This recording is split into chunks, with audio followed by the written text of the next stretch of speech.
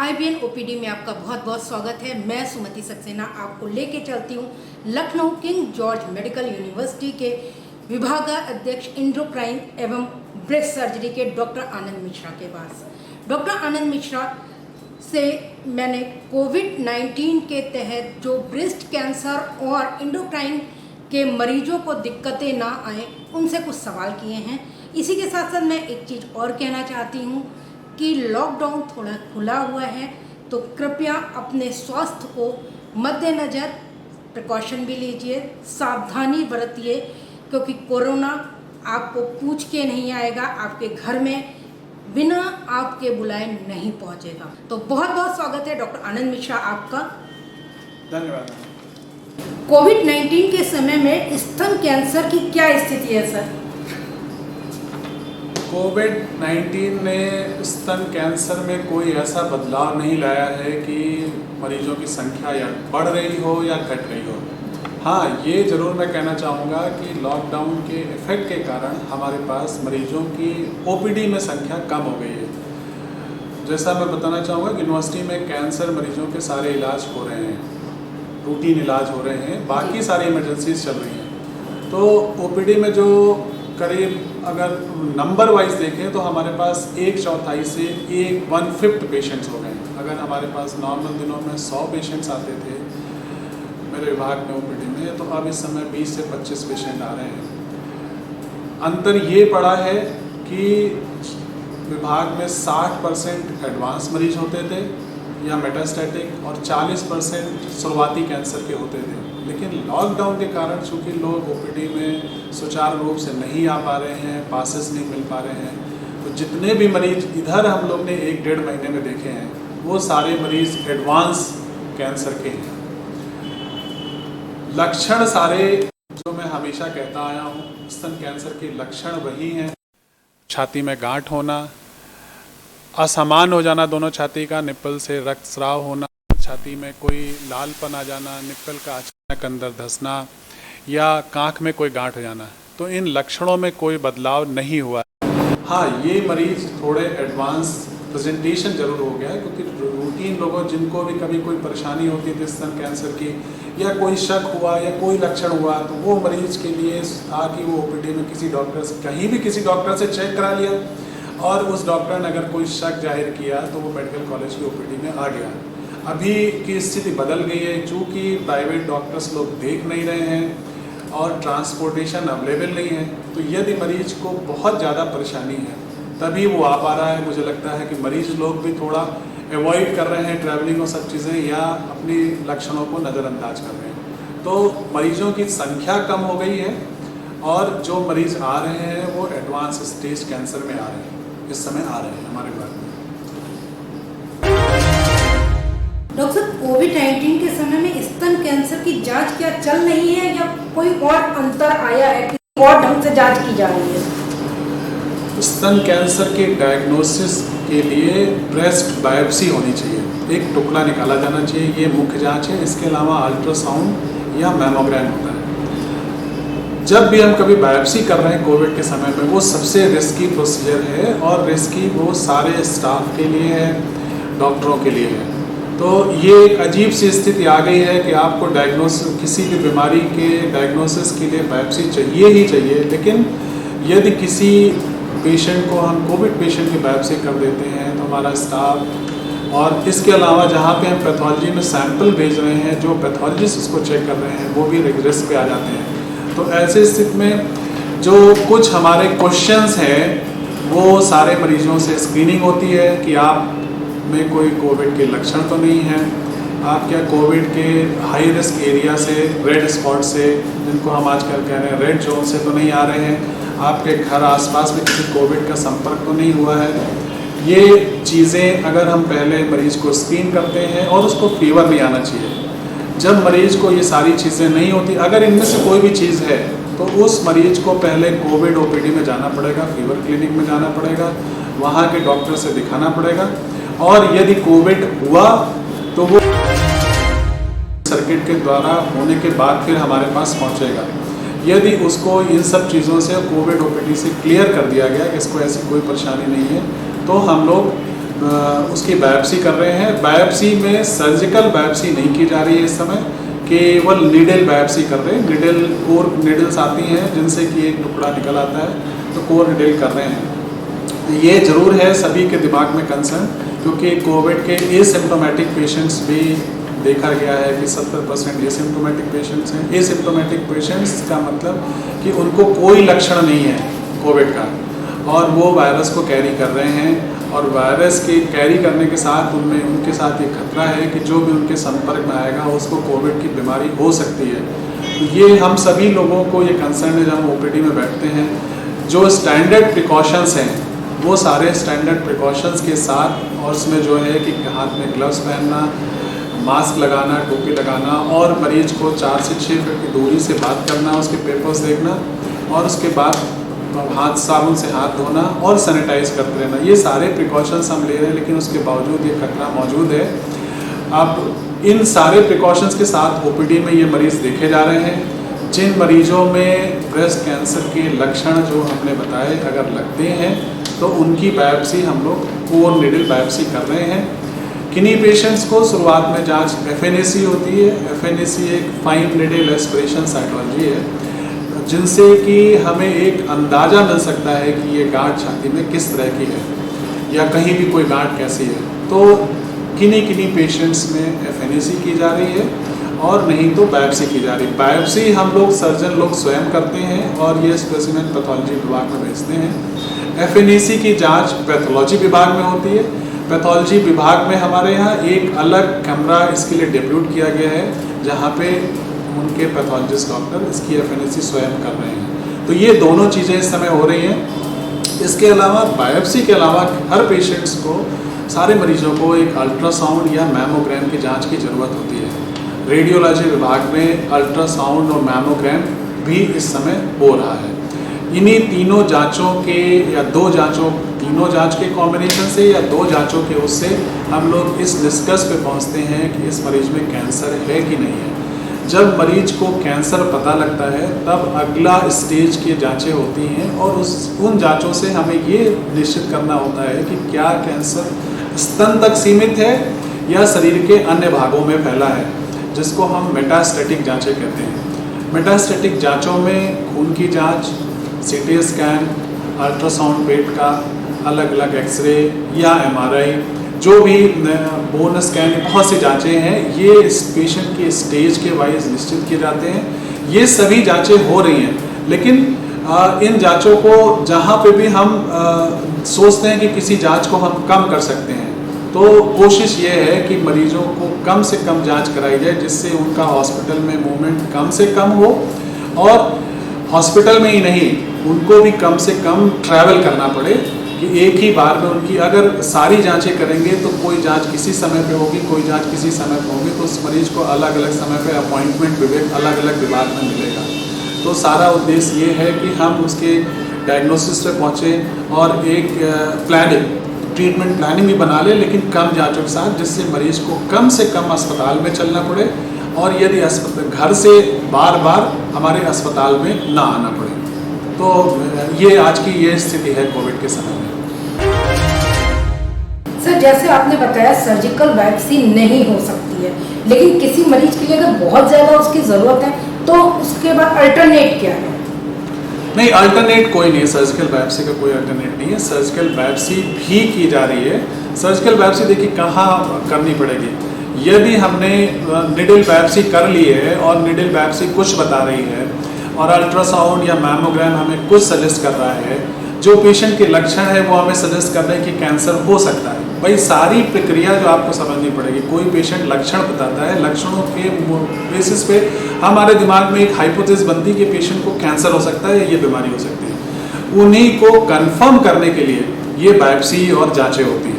अब जो हमने 3 जांचों का कॉम्बिनेशन बताया, अगर ये तीनों जांचें एक चीज़ नहीं सजेस्ट कर रही, जिसको हम डिस्कॉर्डेंट कहते हैं, कि मैमोग्राम या अल्ट्रासाउंड में ये लग रहा है कि कैंसर, और बायोप्सी की गई बायोप्सी में ये नहीं पता लग रहा है कि ये कैंसर की है। कभी बायोप्सी हम लोग अल्ट्रासाउंड से कर रहे हैं, गाइडेड बायोप्सी जिसको हम कहते हैं, लेकिन अगर सारी कोशिशों के बाद अगर हम इन तीनों जांचों से इस निष्कर्ष पे नहीं पहुंच पा रहे हैं तो गोल्ड स्टैंडर्ड बायोप्सी ही है सर्जिकल बायोप्सी। ऐसी स्थिति में सर्जिकल बायोप्सी पेशेंट की जाएगी। लेकिन जो भी कोई ऑपरेशन किए जा रहे हैं, इलेक्टिव ऑपरेशंस किए जा रहे हैं, जिसको मैं आगे आपको डिटेल में बताने वाला हूँ ऑपरेशंस के बारे में, या बायोप्सी की जाएगी, तो वो पेशेंट्स बिना कोविड के हम लोग ऑपरेट नहीं करेंगे। इसके दो कारण हैं कि जब भी हम किसी पेशेंट को ऑपरेट कर रहे हैं तो जो सर्जिकल फ्यूम्स निकलती हैं ऑपरेशन थिएटर में, पूरा सारा स्टाफ रिस्क पे होता है। जो ऑपरेशन के दौरान फ्यूम्स निकल रही वो फ्यूम्स सारे स्टाफ को जा रही हैं। और जिन भी पेशेंट को कोविड है तो इसको समझना पड़ेगा कोविड हमारे शरीर के किस भाग को सबसे ज़्यादा इफेक्ट करता है। हमारे श्वसन तंत्र को इफेक्ट कर रहा है, मरीज के श्वसन तंत्र को इफेक्ट कर रहा है, फेफड़े को। और यदि हम बिना सोचे समझे किसी पेशेंट को तुरंत ऑपरेशन के लिए ले लेते हैं तो उन पेशेंट्स को निमोनिया या चेस्ट कॉम्प्लिकेशन होने की बहुत ज़्यादा संभावना है कोविड की। तो ऐसी स्थिति में यदि पेशेंट में हमें ये पता नहीं कोविड है और पेशेंट कोविड सफ़र कर रहा और उसका ऑपरेशन कर दिया गया, तो पेशेंट को तो खतरा हो ही गया, निमोनिया हो गया और उसकी पोस्ट ऑप पीरियड में कॉम्प्लिकेशंस बहुत बढ़ जाएंगे। साथ ही साथ सर्जन्स, जो हमारी असिस्टेंट टीम है, जो हमारी नर्सेज की टीम है, जो हमारा स्टाफ है, सारे लोग रिस्क पे आ जाएंगे। और रिस्क नहीं आएंगे, रिस्क तो आ जाए तो भी ठीक है, वो हमें डिपार्टमेंट और ओटी हमें बंद करना पड़ेगा कुछ समय के लिए सैनिटाइज करके। तो ये फैसिलिटी ही बंद करनी पड़ेगी। तो सारी कोशिश ये है कि मरीज का इलाज भी चलता रहे प्रिकॉशंस के साथ, और ऐसी स्थिति ना आए कि हमें विभाग या हम लोग को क्वारंटीन करना पड़े या विभाग या ऑपरेशन थिएटर को बंद करना पड़े। तो इसलिए जहाँ पे बहुत ज़रूरी है, पहले की स्थिति नॉन कोविड के समय में ये था कि अगर पेशेंट की एक बार की बायोप्सी में अगर हमें कंफर्म नहीं हो रहा है तो चलो भाई इसको बायोप्सी के लिए ले लो। लेकिन अभी क्या है कि अगर एक बार बायोप्सी नहीं हो रहा तो मरीज को बात करके हम 2-3 बार या अल्ट्रासाउंड गाइडेड बायोप्सी जिसको कहते हैं, उन गाइडेड बायोप्सी की कोशिश की जाए। और अगर इन पे भी नहीं पहुंच रहा तो बायोप्सी तो की ही जाएगी और वो उसको रोकेंगे नहीं हम। सर, कोविड का सर्जरी पे क्या इफेक्ट पड़ता है? सर्जरी मैंने बताया कि जब हम अगर स्तन कैंसर में इलाज की चीज़ देखें तो शुरुआती कैंसर को ऑपरेशन से ठीक करते हैं, और जिन मरीजों में कैंसर एडवांस हो गया है उनको पहले कीमोथेरेपी देके तब छोटा करके ऑपरेशन करते हैं। और कभी कभी ब्रेस्ट को जहाँ बचाने के ऑपरेशन है उनमें भी पहले कीमोथेरेपी देके छोटा करके ऑपरेशन करते थे।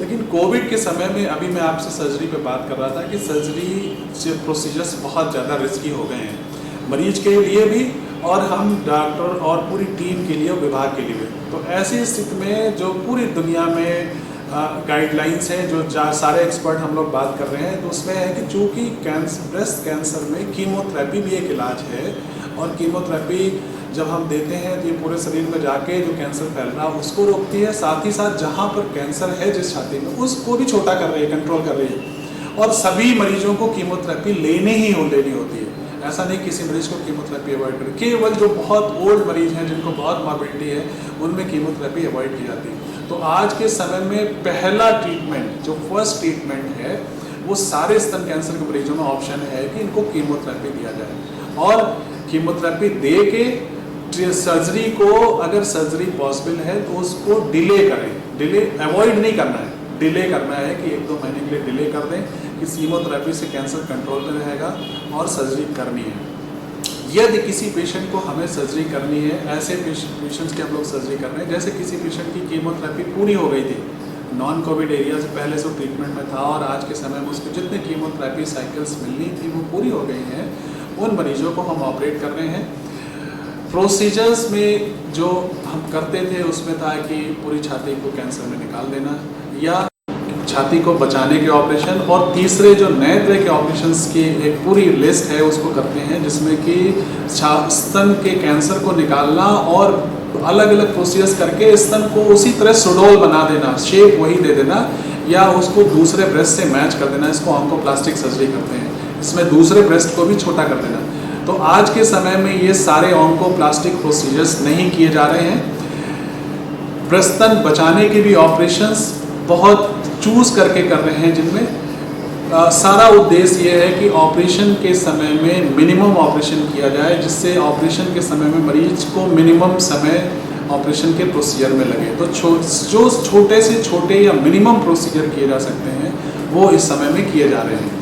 और खतरा चीज़ें वही बताई मैंने कि अगर कोई पेशेंट एसिम्प्टोमेटिक है जो टेस्ट में नहीं पकड़ा गया और उससे होगा तो मरीज के हित में है कि उसको आगे पोस्ट ऑफ पीरियड में कॉम्प्लिकेशन नहीं होंगे, और साथ ही साथ सर्जिकल टीम के हित में भी यही है कि छोटे से छोटे प्रोसीजर किए जाएँ। जी सर, जिन पेशेंट्स की कीमोथेरेपी चल रही थी और एकदम लॉकडाउन हुआ तो बीच में रुक गई है, उन पेशेंट्स को क्या करना होगा? कीमोथेरेपी पेशेंट्स में चल रही थी वो उसी हिसाब से चल रही है। जो उनकी समस्याएं हैं कि वो अपने स्थान से हमारे हॉस्पिटल नहीं आ पा रहे हैं, वो दूसरी चीज़ें हैं। मैं उसी के बारे में बात वो पास के द्वारा आ सकते हैं। हॉस्पिटल में ओपीडी चल रही है, कीमोथेरेपी पेशेंट्स को हम लोग एडमिट कर रहे हैं। मतलब जब भी जो पेशेंट आ रहा है उसकी कीमोथेरेपी इंडिकेटेड है तो उसमें कोई हमारी तरफ से, अस्पताल की तरफ से या डिपार्टमेंट की तरफ से कोई डिले नहीं है या कोई अवॉइडेंस नहीं है कि हम अवॉइड करेंगे। अंतर इतना पड़ा है कि नॉन कोविड के समय में जो कीमोथेरेपी की हमारे पास एक रेंज थी कि बहुत हाई रेंज ड्रग्स से लेके जिनके मतलब डोज रेंज डिजीज देते थे, जो हाई डोज देते थे कि इनमें यंग पेशेंट है, अगर ये इसके शरीर पे इसका फ़र्क पड़ सकता है। उन पेशेंट्स में जिनमें डोज रेंज डिजीज़ चलती है, रिजीम चलती थी, उनमें कॉम्प्लिकेशंस भी इन कीमोथेरेपी के हैं। तो अभी हम वही दवाएं यूज़ कर रहे हैं जिनसे कि मिनिमम कॉम्प्लिकेशंस हों। कॉम्प्लिकेशंस में क्या होता है कि बोन मैरो, जहाँ पे हमारे शरीर में खून बनता है तो खून की सेल्स कम हो जाती हैं, मरीजों को उल्टी होती है, शुरू के हफ्ते प्रॉब्लम होती है। सारा उद्देश्य ये है कि वो मिनिमम कॉम्प्लिकेशन हो। और ये क्यों कर रहे हैं? क्योंकि अगर कॉम्प्लिकेशन होगा तो मरीज को हम कीमोथेरेपी तो डे केयर के बेसिस पे ली जाती है कि मरीज आया और उसकी रिपोर्ट्स देखी और कीमोथेरेपी 4-6 घंटे में लगाया और वापस हमने घर भेज दिया। अब अगर कॉम्प्लिकेशन होगा तो मरीज को दोबारा अस्पताल आना पड़ेगा, बार बार आना पड़ेगा और उसके टेस्ट होंगे, और जितनी बार ट्रैवलिंग होगी, और यही चीज़ें हमें कोविड के समय में अवॉइड करनी कि ट्रैवलिंग कम से कम हो, उसका संपर्क हॉस्पिटल से, लैब से कम हो। तो इसलिए जो कीमोथेरेपी है वो अभी हम लोग ने कुछ बहुत सी हाई एंड कीमोथेरेपीज उनको रोक रखा है, और ये हमने ही नहीं रोका हुआ, ये सारे मेडिकल ऑन्कोलॉजी और जितने अस्पताल हैं सबका ये मत है कि वो कीमोथेरेपी इस समय स्तन कैंसर पेशेंट्स में ना यूज़ की जाए जो अनसेफ है। तो सेफ कीमोथेरेपी जिससे कम मरीजों में कॉम्प्लिकेशन हो वही यूज़ की जा रही है। कीमोथेरेपी सारी अस्पताल में दी जा रही है। अगर जो पेशेंट शहर के बाहर है, क्योंकि मेडिकल कॉलेज है उत्तर प्रदेश और उससे बाहर के भी पेशेंट आते हैं सर, लेकिन अगर वो पेशेंट अपने शहर से इस शहर तक नहीं आ पा रहा है और उसको कीमोथेरेपी चल रही थी, मतलब आप लोग कीमोथेरेपी शायद 2-2, 3-3 दिन या हफ्ते के बाद बुलाते हैं, तो वो पेशेंट क्या कर सकते हैं? अगर देखिए अस्पताल पहुंचने की समस्या है, उस पर हम लोग का हमारा अस्पताल का कोई जोर नहीं है। हमारे विभाग का एक यूनिवर्सिटी ने टेली कंसल्टेशन भी इस व्यवस्था शुरू की है, जिसमें हमारा विभाग भी है। यूनिवर्सिटी के वेबसाइट पे हर विभाग के फ़ोन नंबर्स लिखे हुए हैं, आप देखेंगे, और हमारे विभाग का एक स्पेशल अलग से मोबाइल नंबर है कि जो 24 घंटे रेजिडेंट के पास रहता है, जिसमें सीनियर डॉक्टर संपर्क में हम लोग रहते हैं। तो अगर किसी मरीज की ये समस्या है कि कीमोथेरेपी क्या करें, तो वो उस फ़ोन पे वो ये सारी चीज़ें इंडिविजुअल केस बेसिस पे डिसाइड हो सकता है कि इस मरीज को हम कोई ऑप्शन क्या टैबलेट फॉर्म में या वहाँ लोकल रूप में उसको क्या सुविधा उपलब्ध करा सकते हैं। तो वो टेली कंसल्टेशन के द्वारा उस नंबर पे हमारे विभाग के डॉक्टर से संपर्क कर सकता है। आप ये सारे नंबर यूनिवर्सिटी की वेबसाइट पे आपको मिल जाएंगे, आप उससे संपर्क हमारे डॉक्टर से बात करो, और आपके में क्या स्थिति बनती है, आप में कौन सी दवाएं चल रही थी और आपको क्या बेनिफिट किन दवाओं से हो सकता है, वो हम उस समय, या आपके आसपास क्या, आपके घर के आसपास क्या सुविधा हो सकती है, आस के अस्पताल में वहाँ कोई डॉक्टर उपलब्ध है कि नहीं जिनको हम अपने नेटवर्क में जानते हैं, तो उस तरह से हम एडवाइस दे रहे हैं। टेली कंसल्टेशन हमारे सारे मरीजों के लिए हर समय उपलब्ध है, वो किसी भी समय हम लोग से संपर्क कर सकते हैं अपनी समस्याओं के लिए। सर, जो मरीज ठीक हो चुके हैं उनके लिए क्या आपकी सलाह है? जो मरीजों स्तन कैंसर से जिनका ट्रीटमेंट पूरा हो चुका है, उसमें से हमारे विभाग में एक Lucknow breast cancer support group चलता है, तो बहुत से मरीज उस सपोर्ट ग्रुप में जुड़े हुए, जिसमें उनको फ़ोन नंबर पता है, और वो व्हाट्सएप के द्वारा और बहुत चीज़ों के द्वारा मेरे संपर्क या मेरे डिपार्टमेंट के डॉक्टरों से संपर्क में हमेशा रहते हैं। इनमें से जो ठीक हो जाते हैं तो बहुत से मरीजों को समय समय पे जांच के लिए आना होता है, 3 महीने, 6 महीने, साल भर के लिए, कुछ मरीजों की एक टैबलेट चलती है, वो टैबलेट इनको 5 से 10 साल खानी है। उस टैबलेट के लिए भी जांच पे आना होता है, उस टैबलेट को समय समय पे लिखवाना है, क्योंकि जब वो लिखवाएंगे नहीं प्रिस्क्रिप्शन तो उनको वहाँ पे दवा की दुकान वाले उनको देंगे नहीं। तो ये सारी परेशानियाँ कुछ मरीजों को चलती रही हैं। इसके लिए हमने अभी पिछले हफ्ते अपने सपोर्ट ग्रुप की मीटिंग ऑनलाइन की थी, वर्चुअल मीटिंग की थी, जिसमें 40 से 50 पेशेंट्स के बीच में मुझसे जुड़े थे और मैंने उन सबकी परेशानियों का निदान किया था। जो मरीज किसी डॉक्टर से संपर्क नहीं कर पा रहे, अगर उनकी टैबलेट चल रही है तो वो अपनी टैबलेट कंटिन्यू रखें। अगर आपकी छोटी मोटी समस्या है, उस समस्या के लिए मेरी सलाह है कि आप अस्पताल ना आएँ। अगर आपको अब चूँकि आप बीमारी के पूरे ट्रीटमेंट्स के दौरान आपने देखा है कि कैसे इलाज होता है और क्या क्या परेशानियाँ आ सकती हैं, आपको ऐसा लगता है कि मुझे परेशानी दोबारा आ रही है, कोई गांठ हो रही है, कोई चीज़ है, तब तो आप ज़रूर अस्पताल आएँ। लेकिन केवल चेकअप के लिए आप अस्पताल दोबारा ना आए। किन्हीं छोटी समस्याओं के लिए आप अस्पताल और ट्रैवल इस कोविड के समय में अवॉइड करें। जो आपकी टैबलेट्स कैंसर के लिए हार्मोन टैबलेट्स चल रही हैं, उनको अपनी जगह ही कंटिन्यू रखें। यदि आपका सालाना या 6 महीने वाला चेकअप ड्यू है तो उस चेकअप को आप हमसे फ़ोन पे बात कर सकते हैं। वो चेकअप अगर आप पे बहुत ज़रूरी नहीं है तो आप इस समय अवॉइड करें। यही मेरी सलाह होगी। सर, जो कैंसर के मरीज ठीक हो चुके हैं, क्या वो इस समय जो उनकी डाइट है कोविड के टाइम पे देखते हुए, कोरोना को देखते हुए, उसमें क्या बदलाव हो सकता है? हमारे आयुष मंत्रालय ने एक गाइडलाइंस जारी की हैं काढ़े के रूप दिए, वो आपको कहीं भी मिल जाएंगे। तो इम्यूनिटी बढ़ाने के लिए जो वो काढ़ा है, दालचीनी, मैं शायद सारी चीज़ों के नाम ना ले पाऊँ, लेकिन आपको वो आयुष मंत्रालय की वेबसाइट में मिल जाएगा।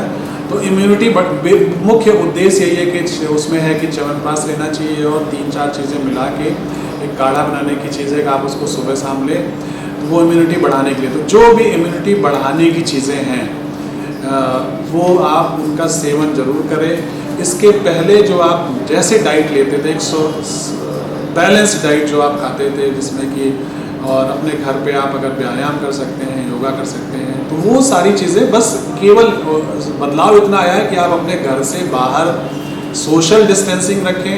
अगर निकलना भी पड़ता है घर से बाहर ना निकलें। यदि आपके पास कोई सेफ जगह है घर की छत पे जाके, तो आप वहाँ पे वॉक कर सकते हैं। घर में अगर एक्सरसाइज करने का एरिया मौजूद है तो आप वहाँ पे कर सकते हैं। अगर आप योगा करते हैं तो आप अपने घर में वो समय दें। तो अपनी प्रक्रिया और सारी चीज़ें आप उसी तरह चालू रखें, केवल घर से बाहर निकलना। क्योंकि देखिए बचाव क्या है, यदि आपको बीमारी, सबसे पहले चीज़ आपको अपने को बचाव करना है कोविड से, और यदि आपका बचाव होगा तो आपका परिवार बचेगा, और परिवार से समाज है, समाज से देश है। तो सर्वप्रथम सारा बचाव हमारे स्वयं से शुरू होता है। तो हमें ये सारी चीज़ ध्यान रखनी कि मुझे कहीं, और ये कोई कोविड में ऐसा कोई चीज़ नहीं कि आप किसी को देख के जान सकें कि ये कोविड का मरीज है कि नहीं है। आप जब बाहर घर से निकलते हैं तो आपको हर एक व्यक्ति को, जो भी आपके साथ मिल रहा है, जो आपके सामने आ रहा है, आपको ऐसा समझना है कि ये आदमी कोविड का मरीज है। ये सोच के आपको घर से निकलना है। तो उसी तरह से बचाव करना है। कोई आदमी इस कोविड बीमारी से सेफ नहीं है। तो ये चीज़ हमेशा ध्यान में रखना है। अपनी सारी दिनचर्या आप उसी हिसाब से रखें। बाहर कम से कम निकले, कम से कम ट्रैवल करें। मेरी ये सलाह है। तो ये थे डॉक्टर आनंद मिश्रा, जिन्होंने हमें स्तन कैंसर के बारे में बहुत सटीक जानकारी दी। आप लोग सावधान रहिए, सचेत रहिए। इसके साथ साथ अपने खाने पीने पे, और जैसा कि डॉक्टर साहब ने बताया, आयुष मंत्रालय की वेबसाइट पे जाके अपने लिए जो डाइट है, उनकी प्रिस्क्राइब किया हुआ काढ़ा है, उसको भी जान लीजिए। दूसरी चीज़ हम ये कहना चाहेंगे कि बहुत ज़रूरी ना हो तो अस्पताल ना आए। डॉक्टर साहब ने जैसा कि बताया, टेलीमेडिसिन के द्वारा आप उनसे बातचीत कर सकते हैं, उनसे पूछ सकते हैं। कोविड यानी कोरोना खतरनाक है, खास करके कैंसर पेशेंट्स के लिए ज़्यादा खतरनाक है, क्योंकि वो अपने आप में ही कमज़ोर होते हैं। तो प्लीज़ सचेत रहिए, सावधान रहिए, घर पे रहिए और सुरक्षित रहिए। कल फिर हम आपके साथ हाजिर होंगे किसी और बीमारी को लेके, किसी और डॉक्टर के साथ। तब तक देखते रहिए IBN भारत।